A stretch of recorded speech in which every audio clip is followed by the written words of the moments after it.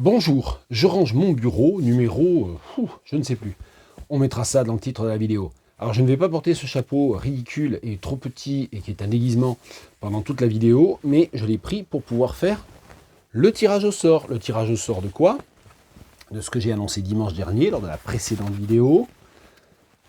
En cadeau, un petit livre, petit par le poids et par la valeur marchande, mais un livre très important pour moi, Marin mon cœur de Jane Savitskaya, que j'avais lu à sa sortie, et qui est un de mes textes préférés de Savitskaya. Il y en a un certain nombre d'autres, on pourra éventuellement en reparler. Je crois même que j'avais fait une vidéo où je parlais de Savitskaya, je ne sais plus. Peu importe. Petit tirage au sort de toutes les personnes qui ont commenté sous la précédente vidéo. Il y a 8 noms. Et je mélange. Je mélange, je mélange, je mélange. J'en tire un au hasard. Et c'est Arthur Mazera qui a gagné l'exemplaire de Marin mon cœur de Eugène Savitskaya. Donc je mets le petit papier du tirage au sort dans l'exemplaire et Arthur sera gentil de m'envoyer ses coordonnées, soit par Twitter, soit par YouTube, soit par Gmail, enfin comme on veut. Je rappelle mon mail pro, c'est singal, C-I-N-G-A-L, univ-tour.fr. C'est aussi une bonne manière de faire. Voilà, et bien puisque j'en suis à parler de tirage au sort, on va refaire pareil pour cette semaine. Je ne sais pas très bien quel succès j'aurai. Pareil, en commentaire sous cette vidéo, la vidéo d'aujourd'hui, vous dites ce que vous pensez de la vidéo, vous commentez ce que vous voulez dans la vidéo, mais vous pouvez ainsi participer au tirage au sort d'un livre dont j'avais parlé la semaine dernière et que je n'ai pas aimé, que j'ai interrompu en cours de route, mais après tout, ça ne sera peut-être pas votre cas, heureusement. Des goûts et des couleurs, hein, ça dépend des gens. Donc, propriété privée de Julia Deck, que je mets en circulation, participez et vous pourrez le recevoir. Aujourd'hui, je vais faire une vidéo Je range mon bureau spéciale poésie. Et pour commencer, je vais parler d'un texte de prose qui est paru tout récemment, d'une autrice dont j'ai déjà très souvent parlé, Ananda Devi. Voilà, c'était un livre de 2020, Fardeau. C'est aux éditions Cambourakis, en coédition avec le Musée des Confluences de Lyon. Et le principe de cette collection, que je ne connais pas par ailleurs, c'est qu'une écrivaine, ici, fait dialoguer deux œuvres de la collection du Musée des Confluences et les prend pour point de départ d'une réflexion. Et comme toujours avec Ananda Devi, c'est à la fois beau et intelligent. Elle a choisi une tombe féminine faite d'ossements humains et animaux, bronze, cornaline, coquillage en provenance de Russie, d'Ossétie du Nord, datée d'environ 10e siècle avant Jésus-Christ, et qui est portée sur le premier rabat, et d'une momie de femme péruvienne qui date on va dire de notre Moyen-Âge, entre 900 et 1400 après Jésus-Christ, société Ishma, qui est donnée sur le rabat de 3e de couverture. Voilà. La raison pour laquelle je vous parle de ce livre, c'est que je vais faire la première lecture de ce Je range mon bureau spécial poésie, du premier Je range mon bureau du mois de mars, avec une lecture de la page 43. La langue de la nuit. Ah oui, parlons-en de la poésie. Quel mot pourrait sembler de nos jours moins important? Il y a des préoccupations plus urgentes, des catastrophes quotidiennes, des tragédies innombrables, qui devraient nous interpeller davantage que la poésie. C'est vrai, c'est incontestable. Mais n'avons-nous pas encore compris que c'est l'art qui nous sauve, que c'est l'art qui nous lie à quelque chose de plus grand que nous? Pas la religion, pas l'histoire, pas le savoir. Cet œil unique offert à l'homme qui lui permettrait de voir, au-delà de l'immédiat et du transitoire, l'infini qui l'entoure. La poésie est ce frémissement qui nous vient de l'incertain. Or, la rhétorique de notre époque est tout sauf poétique. Elle se construit autour d'un détournement, d'un dévoiement des mots, d'un prisme déformant qui nous montre le monde comme une machine, comme une usine à fabriquer les produits de nos besoins, même inutiles. Comment retrouver le sens des mots, la vérité des propos, la sincérité première? Comment savoir si nous ne suivons pas ceux qui ont fait le choix du mensonge et de l'espoir fourvoyé? Je ne poursuis pas la lecture, mais je vous recommande très vivement donc Fardeau d'Ananda Devi aux éditions Cambourakis. Et je crois qu'en fait ce livre, je ne vais pas le ranger tout de suite, car je viens de me dire que j'allais sans doute faire traduire ce texte, et peut-être même une version un peu plus longue de ce texte, à mes étudiants de traduction, à mes étudiants d'échange, les étudiants dits allophones. On poursuit en poésie, et en poésie, en traduction de poésie, il va y en avoir pas mal aujourd'hui, il va y en avoir un peu. Un livre que je viens juste d'acheter et que j'ai commencé à lire, donc il n'est pas strictement dans la pile des livres que je vais ranger, parce que je ne l'ai pas tout à fait fini. Gila Mossaed, je ne sais pas comment ça se prononce, Le 8e pays, traduit du suédois par Françoise Sull. C'est aux éditions de Castor Astral, ça vient juste de sortir, je pense. Je vérifie, ouais, décembre 2021. C'est une poète iranienne qui écrit en suédois, qui a toute une première phase de sa carrière qui est écrite en persan. Donc c'est une Iranienne exilée en Suède depuis une quarantaine d'années, hein, depuis la Révolution. La Révolution, avec beaucoup de guillemets, et qui a publié ses premiers poèmes très jeune, hein, à 17 ans, en persan, et qui ensuite a continué. Et une fois installée en Suède, elle a commencé à écrire en suédois, et elle a eu ses premières œuvres publiées dans les années 90. Elle est désormais membre de l'Académie suédoise. Je ne sais pas très bien à quoi ça correspond, mais peu importe. Ça a l'air très beau, enfin, je suis très séduit en fait, par cette poésie de Gila Mossaed. Je suis un peu réservé par la traduction. Alors je ne parle pas le suédois, je ne le lis pas, je peux le lire avec la traduction à côté, je reconnais un certain nombre de choses parce qu'à l'écrit c'est plus facile qu'à l'oral, surtout quand on a des bases en allemand et puis de l'anglais bien sûr dans l'équation. Mais à plusieurs reprises, je me suis rendu compte que c'était une traduction très littérale, très prosaïque en fait, qui je pense alourdit, appesantit un peu la poésie de Gila Mossaed, autant que je puisse en juger. Je vais vous les lire en français, dans la traduction de Françoise Sull, parce que je ne me risquerai évidemment pas à prononcer le suédois que je ne parle pas. Sans le ciel, la nuit est une noirceur qui s'écoule sans but. La terre forme la mer à chaque respiration. L'eau a besoin d'un vase et l'amour d'un cœur. Le vent est à jamais condamné à chercher un corps convenable. Et j'aurais voulu en lire un autre que je n'ai pas marqué. Ah oui, celui-là, il est beau aussi. Hier, j'ai pleuré en arrosant le pétunia bleu foncé. La senteur courait au fond de mes nerfs, de mes petits muscles, de moi-même. La terre sous mes pieds perdait son attraction. As-tu vécu des secondes identiques ? Cela fait mal, comme si la mort respirait dans ta bouche. Vous voyez, la senteur courait au fond de mes nerfs. Ça ne veut pas dire grand-chose en français, et je ne pense pas que ce soit licence poétique ou quelque chose d'équivalent vraiment au suédois. Bon, je n'ai pas l'impression. J'aurais aimé en lire un autre. Ah, celui-là, il est beau aussi. Allez, je vais lire celui-là, c'était pas prévu. Quand la lune rougit, un garçon de 12 ans se pend à un figuier. Quand la lune rougit, mon bien-aimé grimpe sur une échelle, vers le ciel. Je mets des lignes inachevées en guise de bouquet dans un vase et je répète le nom du garçon. Quand la lune rougit, la pièce se remplit de figues. On ne voit plus mon bien-aimé sur l'échelle. Il est très beau celui-là aussi. Il y a un poème où elle parle d'Aphès, le grand poète persan. Ah, tiens, je l'ai. Je veux faire revenir Aphès dans ma mémoire, lui qui fit entrer le rossignol dans ses poèmes. À quoi ressemblait-il là-bas ? Je ferme les yeux et pars en voyage. Manque le jardin et les nuits tièdes de Shiraz. Manque la harpe et le bon vin. Je vais sur le balcon, j'écoute le chant du merle. Ouvre les lignes de mes poèmes à l'oiseau, comme on déroule un tapis rouge. Je murmure, entre. Le 8e pays de Gila Mossaed, traduit par Françoise Sull, ça vient de sortir au Castor Astral. Et le titre original du 8e pays, ça serait Autumnlandet, avec une prononciation non restituée, non garantie. Le 8e pays est le 1309e ouvrage publié par le Castor Astral. 1309 ? Et non, je ne pensais pas qu'ils publiaient autant le Castor Astral. Ou alors je les vois plus jeunes qu'ils ne sont. On continue avec de la traduction. Alors là, c'est un petit peu particulier. C'est de la traduction néerlandais-anglais. Alors, comment ai-je ce livre ? Eh bien, je ne l'ai pas acheté dans un pays anglophone. Je l'ai acheté à Tours, au Bibliovore, libraire d'occasion. J'ai trouvé cette rareté. Et comme au Bibliovore, tous les livres sont 2,50 €, comme c'était en bon état, comme c'est chez un éditeur de poésie, Green Intaga, que j'aime beaucoup, je n'ai pas hésité 5 secondes, j'ai peut-être à peine feuilleté le livre avant de le prendre.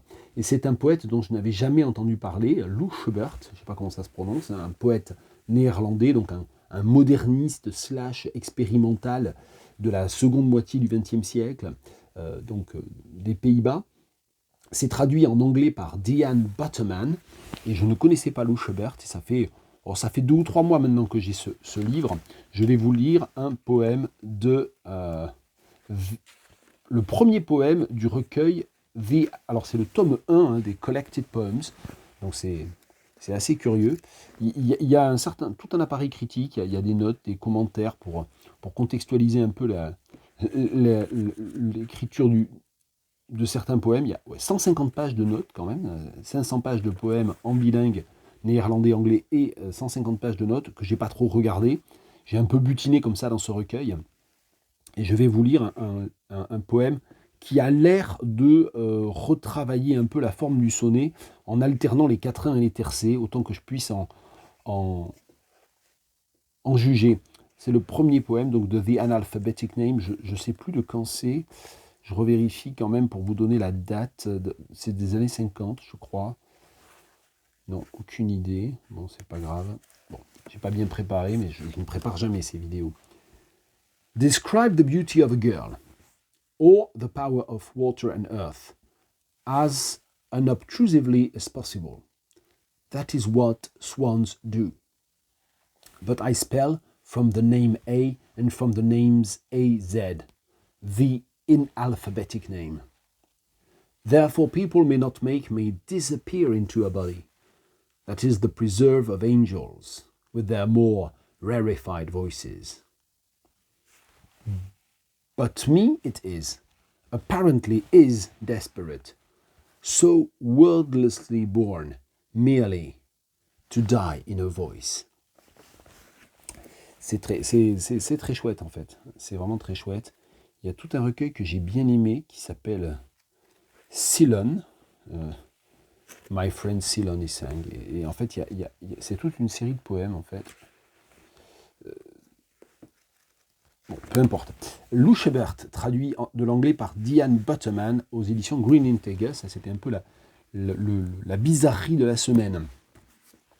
Vient de sortir aussi, enfin en 2021, le dernier recueil poétique de Lionel-Édouard Martin, dont j'ai déjà plusieurs fois parlé, que ce soit pour ses romans, pour ses poèmes ou pour ses traductions. Lionel-Édouard Martin, donc je ne le présente plus, ça c'est son dernier recueil aux éditions Le Bateau Ivre, Ville au coude d'un fleuve, qui évoque la vie d'une cité sans doute antique, de sa fondation jusqu'en ses métiers, ses croyances et ses divertissements. Et les 60 textes courts, qui sont des poèmes en prose, sont divisés en 3 parties, souche, paume et le dernier j'ai oublié. Souche, paume et heure, voilà.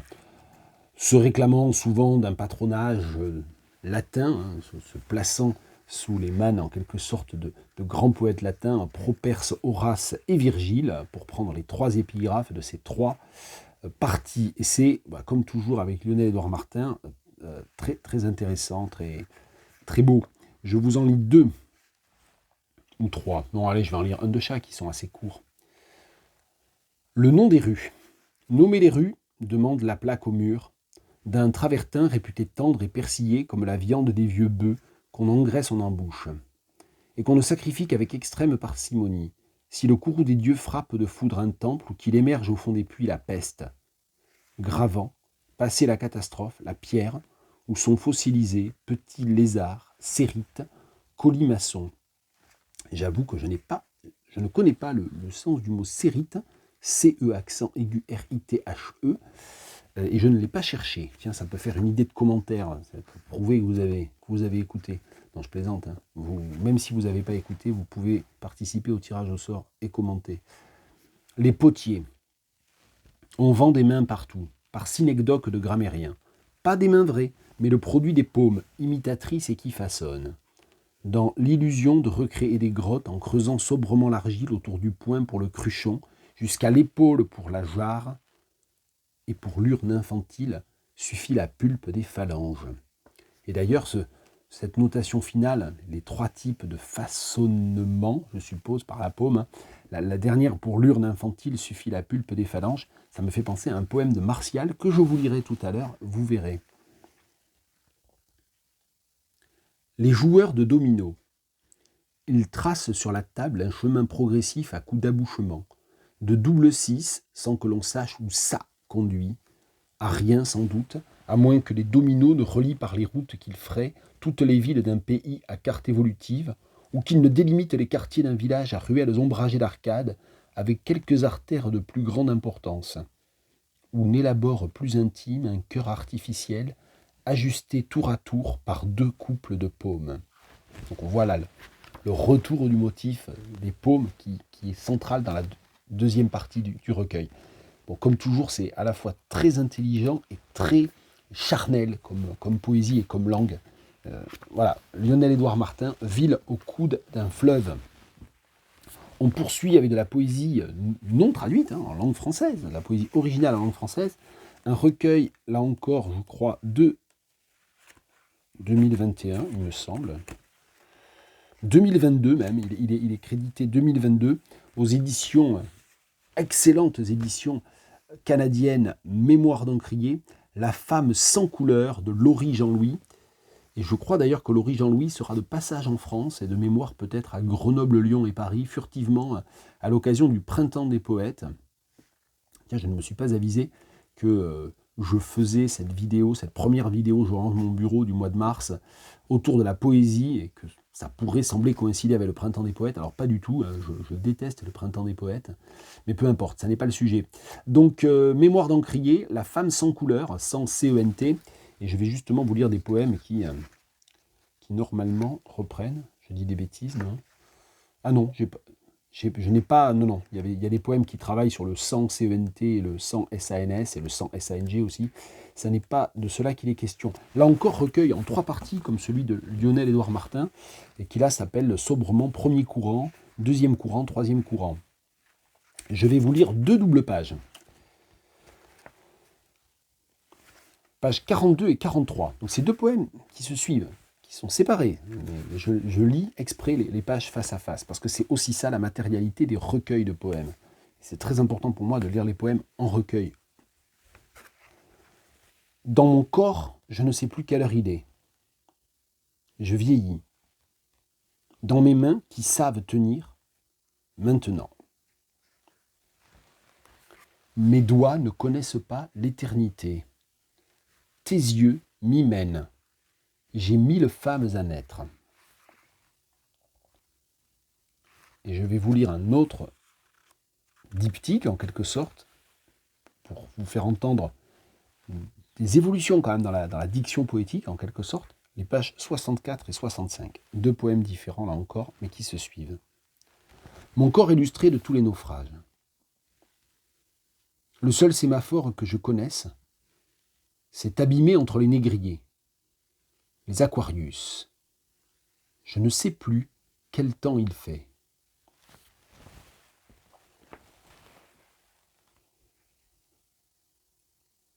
Une fenêtre s'est ouverte. Les Samars entrent. Dans ma chambre, il y a un arbre. Parfois j'y grimpe la nuit. Je vais au secours des hiboux sans branches, des rêves sans rêveurs. Je ne cesse de collaborer à la nuit. Longtemps je me repose. Je regarde. Je peux oublier. La fenêtre est ouverte. Je vous montre juste un petit peu la présentation du poème que je viens de lire, qui est en 3 quatrains et un distique. Le distique étant entre le premier et le second quatrain. Et voilà, il y a des éléments bien sûr toujours visuels, graphiques dans la poésie en recueil, mais des éléments d'oralisation à faire ressortir aussi, comme j'espère l'avoir fait. Autre recueil, tiens, que j'avais, je crois, acheté là aussi au Bibliovore d'un écrivain et poète que je lis moins depuis quelques temps, mais qui a été très important pour moi aussi, Michel Butor, mort il y a quelques années.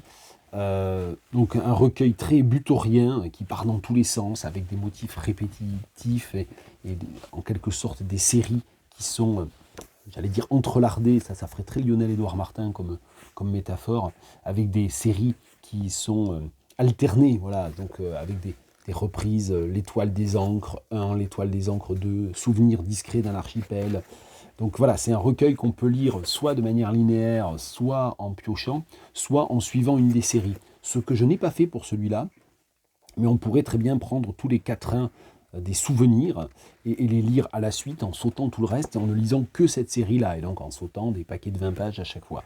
Ça fait donc, comme toujours, hein, chez Butor, et là encore, pour parler de la structuration des recueils, hein, qu'est-ce qui est important dans un recueil de poésie, c'est aussi le parcours qu'a créé l'auteur ou l'autrice, qu'a créé le ou la poète. C'est vraiment très important, cette notion de parcours, d'entrée. Est-ce qu'on lit un recueil du début à la fin, ce que moi j'ai fait pour certains de ces recueils? Je pense que le recueil de Lionel-Édouard Martin, il appelle ce type de lecture. Les autres, pas réellement, ou alors je me suis trompé dans ma lecture. Je n'ai pas lu comme ça La femme sans couleur, mais je pense que je ne vais pas le ranger encore. Peut-être que je vais le reprendre de manière plus linéaire. Bon, c'est des questions qui se posent. Je vais vous lire le début d'un poème en prose qui s'intitule Lug à Lucinge. Je ne sais jamais si pour le nom du dieu gaulois il faut dire Lug ou Lug. Il donne son nom à Lyon, bien sûr, à Lugdunum, Logdunum, je ne sais jamais comment il faut dire. Lug à Lucinge. Le dieu Lug, dont nous ne savons pas grand-chose, mais du moins qu'il est le mercure gaulois et galant, a trouvé dans les Voirons un de ses reposoirs préférés entre deux de ses nombreux voyages de grande ville en grande ville, où ses anciens temples, monastères et palais sont devenus des universités, et aussi de désert en désert, car il est photographe et botaniste à la recherche d'espèces particulièrement résistantes pour les greffer, croiser, forcer, transnaturer.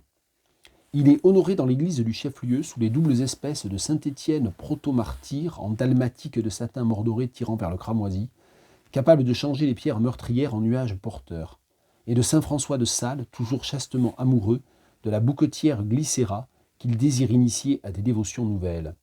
Celle-ci est un avatar de son épouse Rosmerta la Noire, celle qui subjugue les serpents dans le costume et la pose de l'apparition de la Salette. Il parcourt la forêt en charmant les animaux qui les emmènent à leur suite dans de profondes cavernes aux stalactites ferrugineuses avec incandescence et phosphorescence, plongeant dans des lacs étincelants dont l'eau leur donne la parole. Quelle variété dans leur voix, quelle souplesse dans leurs phrases. Ils en profitent dans de longs colloques passionnés, mais ils en oublient l'usage en remontant vers le jour, tandis que leurs guides reprennent leurs attributs de jardiniers tranquilles. Tablier, avec sécateur sortant à demi de la poche ventrale, fouillis de raffia, bêche ou trident et chapeau de paille. Ils prennent ainsi toutes sortes de formes, jusqu'à devenir dans leurs étreintes nuages et montagnes, étoiles filant au travers d'une constellation, jets d'eau dans la rade, enlacements d'autoroutes, pommiers dans les prés, épis dans les champs, trains dans les tunnels, avions sur les pistes. Et leur naît une descendance d'ombres et d'échos de toutes les nuances d'un catalogue de soie, de toutes les hauteurs des sirènes, de toutes les subtilités des langues, qui accompagne les rires des enfants dans le préau de l'école. C'est le début du poème Lug à Lucinge, dans ce recueil publié chez Segers, je ne l'ai pas dit, en 2003, acheté d'occasion récemment, collation précédée de hors-d'œuvre, et suis scandé par les souvenirs illusoires d'un Japon très ancien. Mais tiens, voilà la métaphore que je cherchais, elle était sur le titre, elle était sur la page de titre. C'est pas entrelardé, c'est scandé par. Vous voyez, donc il utilise une métaphore à la fois musicale et poétique. Michel Butor. On continue avec un autre grand aussi, Lucien Suel, et là encore, acheté d'occasion récemment, un recueil dont j'ai l'impression qu'il rassemble en fait des fragments épars publiés dans diverses revues et divers supports. En 2014, Je suis debout, Lucien Suel, et je vais vous en lire deux. Je vais vous en lire un qui est un peu une gageure parce que c'est surtout un poème visuel, mais ça n'est pas qu'un poème visuel. Vous le voyez, ça a une forme de triangle, et c'est un poème sur le terri. Et donc, le terri, la forme du terri, hein, résidu du charbon, c'est exactement la forme du poème. Donc c'est une sorte de calligramme rudimentaire. Hein. J'aime pas dire ça, mais bon, c'est pas négatif dans ma bouche. Le terri bruisse, ça court, ça saute. Ça rampe, ça siffle.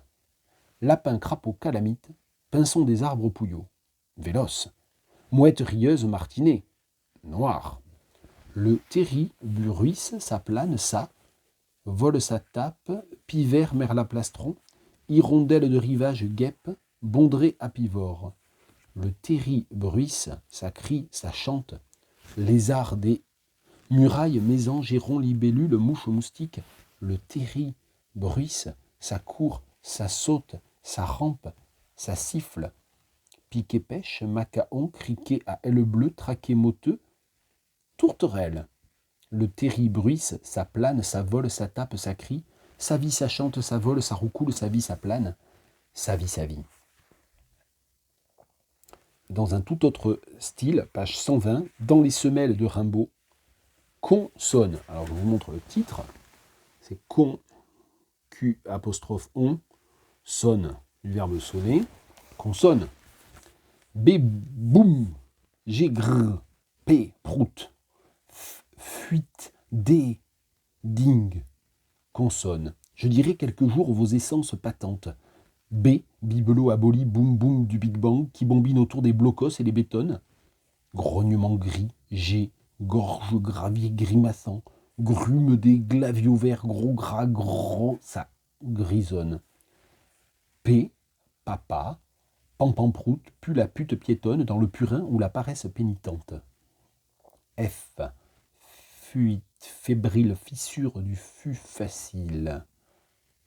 Follet des feux fourrés d'amimaux, fruit des fils que la chimie imprimait aux fesses des filles. D, divin diapason plein des strideurs des anges, dimanche diguedon gant où Dieu se dérange. Des dodo, des consonnes, Dieu, Dieu, God, God, godille. Lucien Suel, je suis debout. Encore un recueil récent, un recueil d'une française, d'une poète française, Sophie Dupré, c'est la peintre, Isabelle Blandin, c'est la poète, dont on nous dit qu'en parallèle de sa carrière universitaire aux États-Unis et en France, elle a commencé à écrire de la poésie. Elle a participé à l'ouvrage Pourquoi Saint-Étienne et a publié dans les revues Filigrane et Utopia. Elle vit actuellement à Saint-Étienne. Et donc si je comprends bien, je n'avais pas du tout regardé ça, je le découvre en le lisant. C'est sur le Rabat, c'est aux éditions du Réalgar, collection L'Or Piment, j'en ai parlé des milliers de fois déjà. J'exagère à peine. Donc je découvre avec ce Rabat que c'est probablement son premier recueil. Et c'est un recueil qui a été écrit, je vais lire là encore quelque chose que j'avais lu pour le coup. Ces textes ont été écrits dans le cadre de la résidence Appel d'air au centre de post-traumatologie de l'Argentière. L'auteur y était invité par Effiac Burek, danseuse et chorégraphe, en compagnie de Benoît Cancoin, contrebassiste. Donc c'est là, ce recueil, c'est la trace en quelque sorte d'une résidence et d'une expérimentation déjà dans un site donc très particulier, donc un centre de post-traumatologie, donc en milieu hospitalier, et dans un projet qui est évidemment un projet aussi artistique à la croisée de plusieurs arts, danse, musique et écriture poétique. Le livre étant, et ça c'est une petite différence par rapport aux autres ouvrages de la collection L'Or Piment, je ne sais pas s'il y a d'autres ouvrages de la collection L'Or Piment qui sont comme ça, que là, l'intervention de l'artiste, donc de Sophie Dupré, j'ai même pas donné le titre du recueil, ça s'appelle Suture, ça vient de sortir au Réalgar. L'intervention, la participation de l'artiste, elle se fait directement sur les fonds de page. Donc ça veut dire que les poèmes sont imprimés sur les œuvres qui servent en fait de fond de page. Et c'est très réussi, c'est un très beau livre. Alors comme toujours, ça coûte 17 €, ce qui est relativement ridicule, je trouve. Enfin, c'est bien, tant mieux, mais voilà, il ne faut pas hésiter. Je vous lis les pages 40 et 41. Je t'emmerde, sous mon regard farouchement, tu n'auras pas accès. Au défi de l'herméneutique, je gagne toujours, toujours. Ta douleur, tu te la gardes, elle s'effilochera peut-être, moi je suis en grève. En grève d'être, je vis, à la petite semaine. Et quand toi tu marches, pauvre humain, moi je suis déjà parti avec les tortues d'eau. Elle gelée dans sa mangeoire, en apparence. Neige éternelle. C'est cela que je touche, vibrant à l'unisson de l'être. Je vous montre là l'œuvre, les pages peintes par Sophie Dupré. Je vous montre aussi le livre dans son entier, vous voyez, donc, avec ces espèces de marbrures un peu comme ça. C'est très réussi visuellement aussi. Je vais marquer une petite interruption pour remettre en place le micro. J'espère que je ne fais pas trop de bruit. Hein. Je me l'impression qu'il s'est un peu cassé la figure quand même. On va le rehausser. Et ça me permet aussi de pousser légèrement le fil du micro. Ça, c'est tout ce que vous ne voyez pas en hors-champ. De même que vous ne voyez pas sur quoi est posé le téléphone avec lequel je filme. Il est posé sur les 10 exemplaires d'une histoire des Noirs d'Europe d'Olivette Otélé. Mes exemplaires qui m'ont été transmis hier par Albin Michel en tant que traducteur. Et je vais terminer avec Martial. Et là, on va encore parler de Lionel-Édouard Martin, parce que c'est également aux éditions Le Bateau Ivre, c'est également paru en 2021, et ce sont 196 épigrammes de Martial, un florilège, donc, ou une anthologie, donnée en bilingue. Il y a le latin et en face la traduction de Lionel-Édouard Martin. Et Martial, je ne le présente pas, mais c'est un auteur évidemment mythique, très important, souvent relégué par l'histoire littéraire un peu dans les marges, et c'est ce qu'explique d'ailleurs très bien Lionel-Édouard Martin dans son introduction, qui est très brève et qui est vraiment admirable de synthèse, parce qu'il revient justement là-dessus, sur la postérité complexe ou ambivalente de Martial, à la fois reconnu comme un grand versificateur, un grand poète, et puis toujours un petit peu évidemment dans les marges, parce qu'un très grand nombre de ses poèmes sont extrêmement crus, d'un point de vue sexuel notamment, mais aussi scatologique. Et donc c'est très violent comme langue, et pour cette raison-là, évidemment, ça n'était pas entièrement recevable, notamment bien sûr dans le système scolaire, comme on s'en doute. Moi j'ai vraiment découvert Martial en hippocagne-cagne, et encore on n'en traduisait pas vraiment, parce que le format des textes ne permettait pas de faire des versions, parce que c'était pas assez long, les épigrammes sont très courtes en général, bon, peu importe. Alors, la raison pour laquelle je voulais terminer par Martial, c'est parce que Martial, je le connais depuis longtemps, et mes premières réelles découvertes de Martial, ça a été avec cette traduction-là, dans la collection Orphée des éditions La Différence, traduction, là encore c'est en bilingue, traduit par Dominique Noguez, et c'est très drôle, hein, les traductions sont versifiées, elles essaient vraiment de rendre compte du côté complètement violent, drôle, démesuré de la langue de Martial. Et donc on a également cette reprise par Lionel-Édouard Martin, qui d'ailleurs explique très bien les choix de versification et de prosodie qu'il a opérés. Et donc voilà, donc là ça n'est pas la première traduction existante de Martial, et d'ailleurs Lionel-Édouard Martin l'explique, il cite un certain nombre de ses prédécesseurs. Parmi ses prédécesseurs, il y a celui-ci, dont je ne sais plus si j'en avais parlé dans les vidéos Je range mon bureau, ou sinon je ne faisais pas encore de vidéo à l'époque. 2014, chez POL, Christian Prigent, qui a traduit donc, si je réussis à lire correctement le latin, 650 épigrammes, c'est ça, que ça veut dire DCL, j'arrive même plus à lire, oui c'est ça, 650 épigrammes, qui là en revanche ne sont pas donnés en bilingue, ce qui a permis évidemment d'en caser plus, puisque en 250 pages, évidemment, on en met davantage. Alors, une des caractéristiques de Lionel, de cette nouvelle traduction et de cette nouvelle anthologie de Lionel-Édouard Martin, outre que c'est un choix particulier de 196 épigrammes, donc ça n'est pas le même choix que celui fait par Christian Prigent ou celui fait par Dominique Noguez, il y a une véritable attention à un maximum de littéralité, donc c'est vraiment une poésie, une traduction qui essaie de respecter un certain nombre de codes de versification, mais en étant extrêmement proche, malgré tout, du texte latin qui est donné en regard. Et puis, surtout, Lionel-Édouard Martin, il ne relègue pas dans les marges les tomes 13 et 14. Il en parle même comme de textes fondamentaux. Et d'ailleurs, je vais vous lire plusieurs traductions tirées de ces tomes 13 et 14. Je vous lis d'ailleurs la note de fin de livre que signalent comment dire, ouais, je m'interromps parce que visiblement il y a quelqu'un on a de la visite, je sais pas trop, ça me perturbe un petit peu parce que c'est pas trop le cas le samedi matin habituellement, et je n'ai pas entendu sonner non plus, bon peu importe. Donc je disais oui, par rapport aux tomes 13 et 14, voilà ce que dit Lionel-Édouard Martin dans la note 2.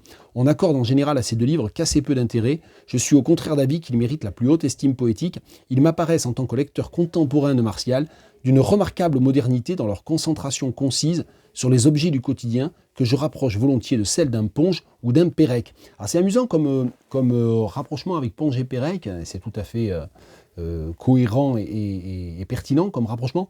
Moi ça me fait penser, mais je ne suis pas du tout aussi latiniste et aussi connaisseur que Lionel-Édouard Martin, mais que le traducteur.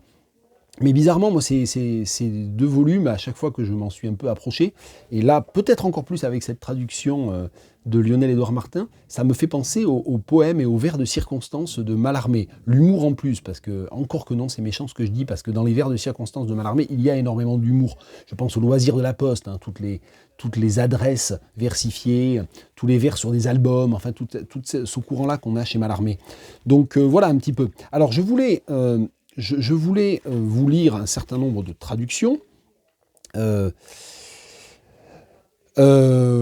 2,60 par exemple, mais je voulais aussi, et j'ai perdu les pages maintenant, non, je les ai perdues ou je les ai pas perdues, non. Ouais, c'est la 5,34 aussi que je voulais lire, si j'y arrive, je me l'étais noté ici. Et je vais commencer par un martial classique, le 2,60, qui est un martial évidemment extrêmement sexuel et extrêmement direct. Tu baises, jeune Illus, la femme d'un soldat, et crois que s'il te prend, l'homme t'enculera. Non, il t'écouillera. C'est, dis-tu, illicite. Illus, ce que tu fais, c'est sans doute licite. Et est-ce que j'en ai un autre à lire Je n'ai pas du tout noté. Moi, ça me fait énormément rire, en fait. Hein. En le refeuilletant ce matin, en refeuilletant la traduction de Noguez aussi, hein, je trouvais ça extrêmement drôle. Allez, j'en lis un autre qui n'est pas sexuel, mais qui est assez abject aussi. Hein. Les 3 dents de Picens. Picens cracha d'un coup ses 3 ultimes dents, comme il se tenait près de sa tombe future. Serrant les derniers bris de sa déconfiture dentaire, il procéda à leur enfouissement. À sa mort, nul besoin de le porter en terre, car Picens aura fait, vivant, le nécessaire. Et j'en viens à une épigramme que je vais donner dans 3 traductions différentes, puisqu'elle a été traduite par Lionel-Édouard Martin, mais aussi par Noguez et Prigent. C'est la déploration des Rossillons. Et donc c'est un poème écrit à la mort d'un enfant, et en l'occurrence d'un nouveau-né. Je vais peut-être le lire en latin. Je ne suis pas trop sûr de mon latin, mais peu importe. Anc tibi frontopater genetrix flacia, puellam, oscula comendo delicias quemeas, parvola nenigras orescat, erotion umbras, oraque tartarei prodigiosa canis. Impletura fuit sextae modo, frigora brumae, vixiset totidem niminus illa dies. Inter tam veteres ludat lasciva patronos, et nomen blaseo, gariat ore meum. Molia non rigidus quespes tegat osanec illi, terra gravis fueris, non fuit illa tibi. Et je vais faire dans le sens rétrochronologique la traduction la plus récente, celle de Lionel-Édouard Martin en premier. Fronton et Flaquilla, à vous deux, ses parents, je remets ma bisette et mes joies. Cet enfant se choue des rotillons pour que les ombres noires ne l'effraient, ni le chien monstrueux du Tartare de solstice d'hiver. C'est 6 qu'elle aurait vu, si 6 aussi de jours elle eût vécu de plus. Entre ces vieux patrons puisse-t-elle s'ébattre et bredouiller mon nom dans son bagout folâtre, que couvre un doux gazon son corps tendre et soit lui, terre sans pesanteur, elle te fut ainsi. Donc je sais plus ce que j'ai dit nouveau-né, j'ai eu un gros bug, hein, donc, puisque le poème dit explicitement que l'enfant allait fêter 6 ans. Traduction, ah non, j'ai dit que je faisais dans l'ordre rétrochronologique. Traduction de Prigent. Papa et maman, je vous confie celle qui fut délicieuse à mon cœur, la belle enfant que la mort a jetée au feu, de l'enfer et à ses chiens monstrueux. 6 ans, c'est l'hiver, la neige bientôt. Il lui a manqué tout juste 6 jours pour la voir. Qu'elle soit toujours tranquille où elle est, que ses tendres os dorment sous le pré, qu'à sa bouche soit mon nom à jamais, que pas plus de poids de terre sur elle ne soit pesé, qu'elle n'a jamais sur le sol pesé. Et donc, troisième traduction, la plus ancienne de ce que j'ai moi sous la main, Nogues, donc c'est 1992, je crois, 89. Ô fronton mon père et toi, Flaquilla ma mère, je confie à votre tendre protection cette fillette, ma petite Hérocyon. Objet de mes baisers, délice de mon cœur, qu'au pays des ombres la pauvre n'ait pas peur, et que la laisse en paix l'horrible chien Cerbère. Elle avait, à 6 jours près, 6 ans cet hiver. Qu'elle joue près de vous, ses ancêtres, vive et leste, qu'elle dise mon nom de sa voix gazouillante, qu'un gazon trop épais ne couvre pas ses restes, et toi, terre, ne lui sois pas pesante, elle a si peu pesé sur toi. Voilà donc un poème qui échappe, par sa tonalité élégiaque et directe, personnelle, du deuil d'une enfant, qui échappe un peu à la représentation habituelle que l'on a des épigrammes de Martial et qui, statistiquement, est importante, c'est-à-dire les épigrammes qui, effectivement, parlent de fellation, de sexualité, de cadavres, de nourriture, d'excès en tout genre et de licence. Voilà, on finit un peu par recouvrir. Je pensais que c'était important aussi. Ça m'a paru d'ailleurs assez significatif que ce poème fasse partie des rares qui se retrouvent en fait dans les 3 anthologies, dans les choix opérés par Lionel-Édouard Martin, mais aussi avant lui par Prigent et par Nogues. Voilà pour aujourd'hui. Vous commentez. J'étais un peu dans la confusion sur la dernière présentation parce qu'il y a eu des événements un peu extérieurs, enfin dans la maison, qui étaient un petit peu bizarres. Peu importe. Vous commentez pour dire si j'ai dit des bêtises, j'en ai probablement dit un certain nombre, pour participer au tirage au sort du livre de Julia Deck. À bientôt.